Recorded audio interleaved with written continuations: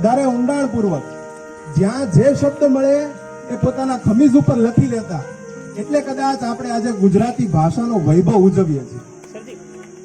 પણ વાત તો હવે સંગીત અને શબ્દની કરવી છે. સૌ પ્રથમ કાંઈ પણ કાર્ય કરીએ ને એટલે આપણે ગણેશ વંદના કરીએ. પણ કેમ? ફક્ત 18 દિવસમાં આખું મહાભારત એક બેઠક ખુલ્લી છૂટ આપી. તમને જ્યાં પ્રોબ્લેમ હોય તમને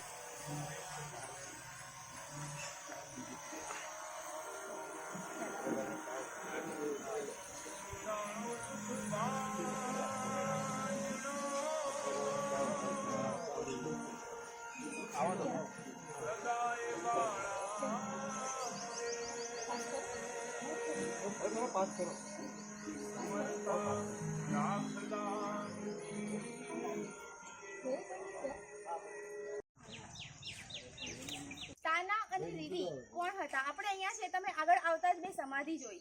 તાના અને રીરીની સમાધિ છે, એના ઉપરથી આ ગાર્ડનનું નામ તાના અને રીરી રાખવામાં આવ્યું છે. આપણે આવતા જ નરસિંહ મહેતાનું સ્ટેચ્યુ જોયું. નરસિંહ મહેતા, એમની દીકરી કુંવરબાઈ, કુંવરબાઈની દીકરી શર્મિષ્ઠા અને શર્મિષ્ઠાની બંને દીકરીઓ તાના અને રીરી, એમની સમાધિ અહીંયા કરવામાં આવેલી છે. એના ઉપરથી લોકવાયકા અને અલગ અલગ વાર્તાઓ આપણને જાણવા અને સાંભળવા મળી હશે.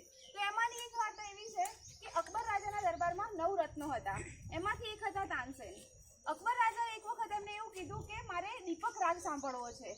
તાનસેને ના પાડી, પણ છતાં એમણે જીદ કરી અને રાજાની જીદ આગળ તાનસેને નમવું પડ્યું અને એમને દીપક રાગની ગાવો પડ્યો. દીપક રાગ ગાવાની શરૂઆતની સાથે જ જ્યારે આખા મહેલમાં અને આસપાસમાં જેમ કહેવાય કે અગ્નિ પ્રજ્વલિત થઈ ગઈ હતી.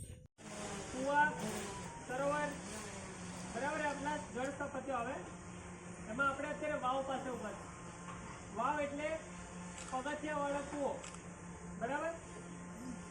એટલે કોઈ પણ કૂવો હોય ને એને પગથિયા હોય એટલે વાવ કહેવાય. એને અંગ્રેજીમાં કહેવાય સ્ટેપ વેલ. સ્ટેપ વેલ કૂવા સુધી